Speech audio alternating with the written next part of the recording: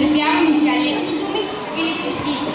Госпожа нашата сервичорка по-добре изобщо да не работи, а подсменва за сервичорката Мария Ковачева и клиент Стоян Бусов.